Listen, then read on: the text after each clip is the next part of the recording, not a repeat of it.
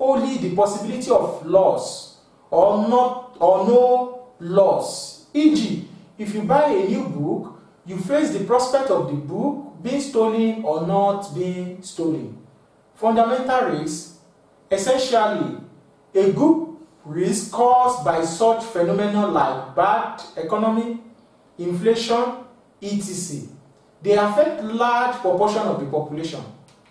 We have particular risk. A particular risk is a risk that affects only an individual and not everybody in the community.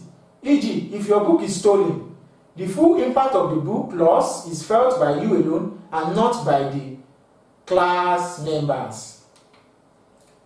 Another question. State basic insurance principles like insurable interest, utmost good faith, subrogation, and indemnity. Insurable interest implies that you do not insure other people's property and lives. Indemnity means compensation for a loss. Utmost good faith means every party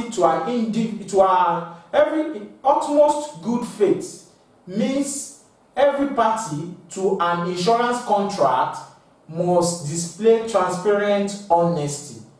Both parties must disclose all information to the contract.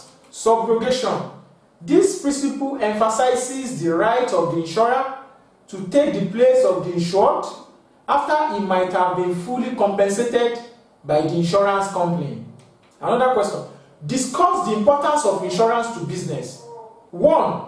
It safeguards against the losses which importers and exporters would sustain in the movement of cargoes across ocean.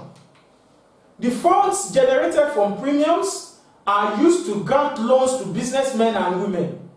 This boosts production and commercial activities.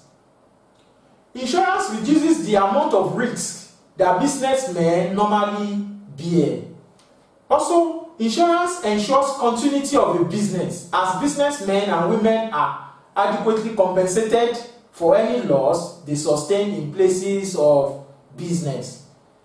It protects the family against illiteracy as the sum assured can enable the orphans to continue their education. Banking. Here we talk about central bank. Central bank is the bank at the head of the banking system of a country, owned and controlled by the government. Functions of central bank. It regulates the economic activities, stable prices, and rapid rise in economic growth rate. It keeps the country's foreign exchange reserves. It manages the nation's debt. It acts as a lender of last resort to all deserving institutions, including banks. It acts as a bank to all other banks. It issues currency notes and coins. Commercial bank. They are mainly involved in retail banking business. They accept deposits from the public and grant loans to individuals and small-scale enterprises. Functions of commercial banks. They accept deposits from the public for safekeeping. They lend money to their customers and non-customers. They render financial advice to their customers. They provide documentary credits to importers. They buy and sell securities like shares, stocks, bills for individuals and firms. They accept valuable items from their customers for safekeeping. Types of accounts. We have savings accounts. It is used to save money. Customers are given passbooks with which to operate. It earns interest, and the others can deposit and withdraw money on a regular basis. Current account. Mostly operated by businessmen and officers in firms and government units. They can deposit and withdraw anytime. Customers pay charges. And we also have fixed account, mostly operated by rich people who wish to save their surplus money over a long time, also called time deposit. Forms of payment. The first one is automated teller machine, also called ATM. A machine that automatically provides cash and performs other banking services on insertion of a special card by the account holder. Western Union is a form of payment that allows you to safely send money online. We also have MoneyGram bill payment services, allowing customers to make urgent payments or pay routine bills to certain creditors. Electronic banking, that's e-banking, is an electronic payment system that enables customers of a bank conduct a range of financial transactions through the financial institution websites. Specialized banks. We have mortgage bank. Mortgage bank is a financial institution preoccupied with provision of medium and long-term loans to the public for the purchases or building of dwelling houses. Functions of mortgage bank.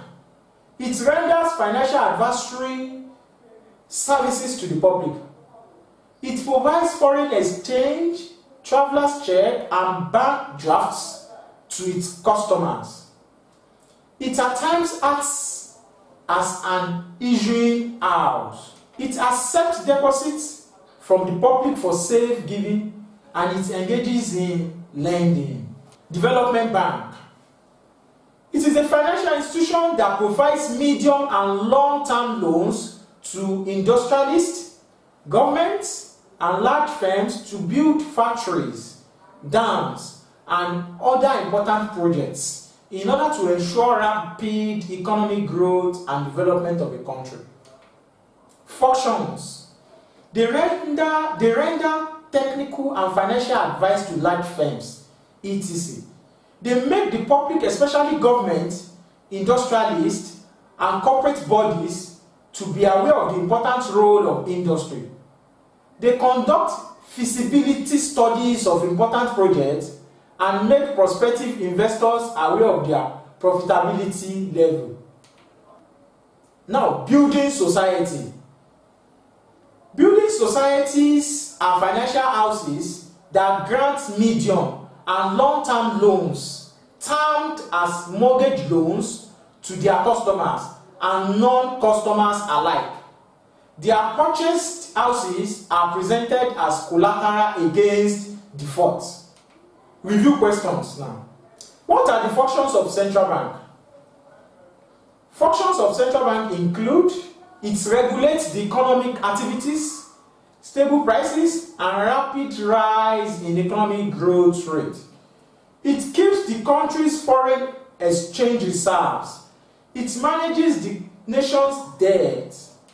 It acts as lender of last resort to all deserving institutions, including banks. It acts as a bank to all other banks. Another question. Briefly explain the functions of development banks in an economy. 1. They render technical and financial advice to large firms.